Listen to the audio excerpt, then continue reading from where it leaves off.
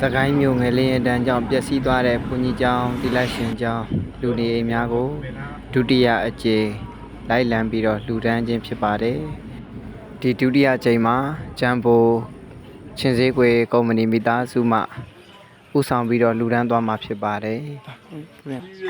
ဒီလိုလမ်းပါကြီးပြီးရဆင်ဖရာဒီကောင်းမှုပြီးဒီကောင်းမှုပြီးရန်ကွာကျမ်းပါချမ်းသာပါပြီချမ်းသာပါပြီကြီးရကြီးရောက်အသက်ကြီးရကြီးတော့အသက်အနေကြီးရကြီးရောက်အသက်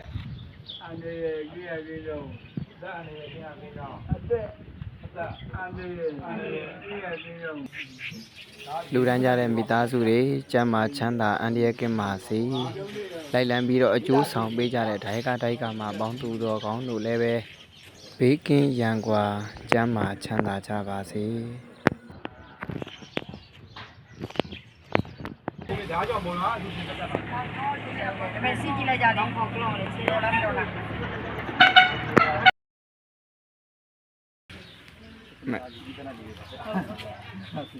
ဒါလည်းဂျာမကိုမြင်နေတယ်အားလုံးကြည့်ဟုတ်ကဲ့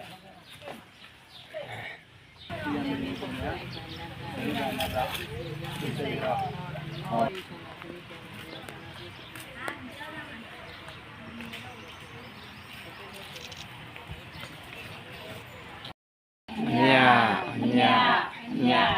တော်မူကြပါကုန်တော်သာဓုကုသိုလ်အမြတော်မူကြပါကုန်တော်သာဓုကုသိုလ်အမြ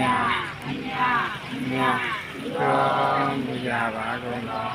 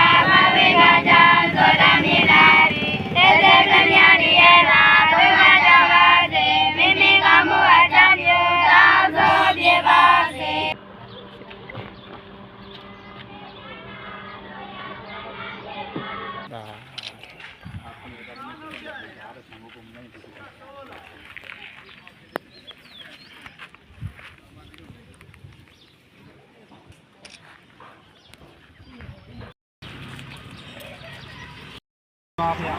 ဘုံကတော့လာလေပြောင်းရအစီတော်များလာပြန်ဟောမဟုတ်ကြဘူး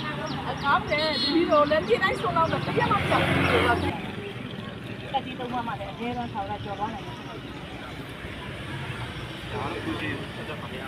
ဒီဘက်နဲ့ဒီ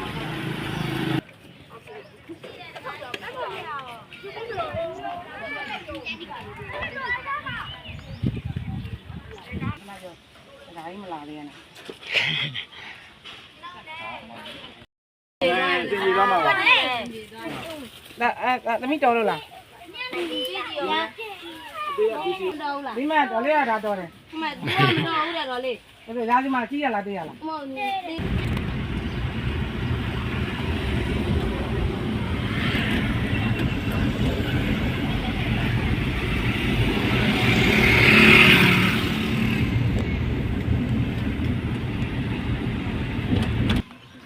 ကျန်ဘူးချင်းသေးကြပါတကမှာ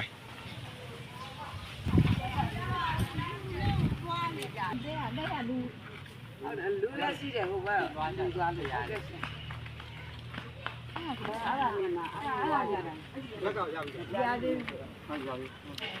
အဲချာနှစ်ယောက်ကြည့်လားကိုရ